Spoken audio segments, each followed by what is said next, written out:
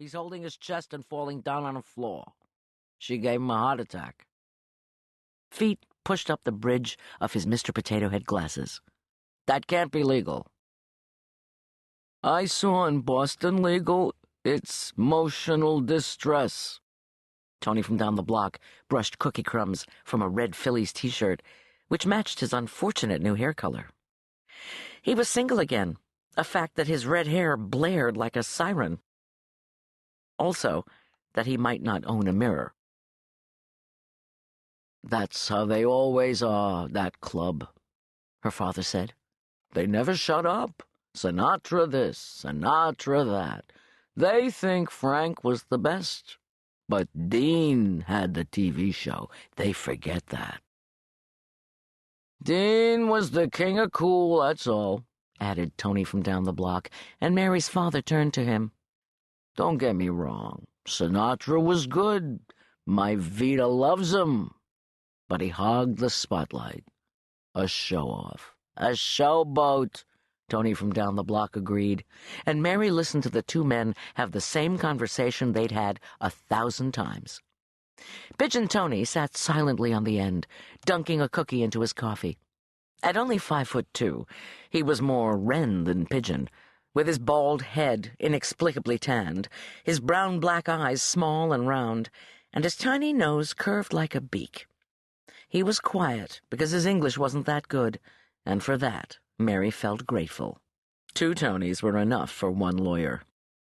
"But, Pop," Mary interrupted, trying to get them back on track, "Big Joey's fine now, and Bernice didn't cause his heart attack. He weighed 300 pounds, hence the big part. In an intentional infliction case, you have to prove that the act caused the harm, and the statement she made wasn't outrageous enough." "How can you say that, honey?" her father asked, stricken. "It's outrageous to us." His forehead wrinkled all the way to his straw cabbie's hat. He was wearing an almost transparent sleeveless shirt, dark pants with a wide black belt, and black socks with pleather sandals. In other words, he was dressed up. "Meh," Tony from down the block interjected. "The drinking wasn't for real on Dean's TV show. They put apple juice in the glass, not booze. It's show business."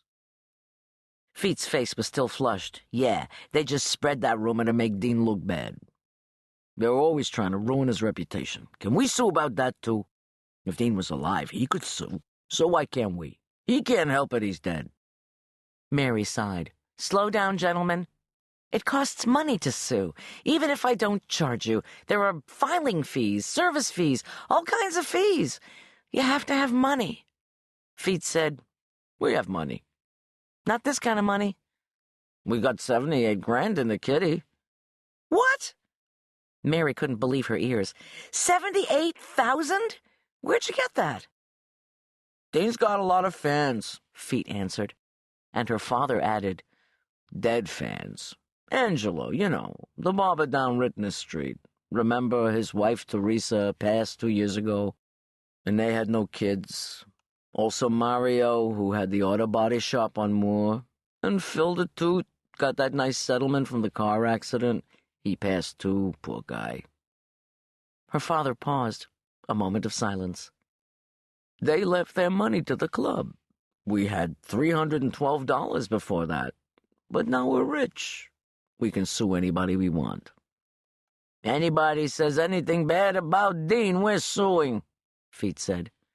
"We don't even care if we lose," said Tony from down the block. "It's the principle. We're sick of Dean getting kicked around. It's gotta stop somewhere." "Right."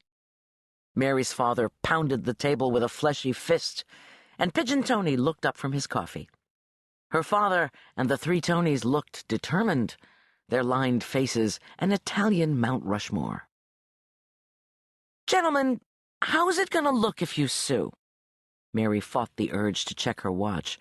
She had so much else to do and was getting nowhere fast. "Your club is mostly male, right?" "Yeah, it's true." Her father shrugged his soft shoulders. "What are you going to do? Dean was a man's man." "It's 'cause of the gold diggers," Feet explained, and Tony from down the block sighed like a lovesick teenager.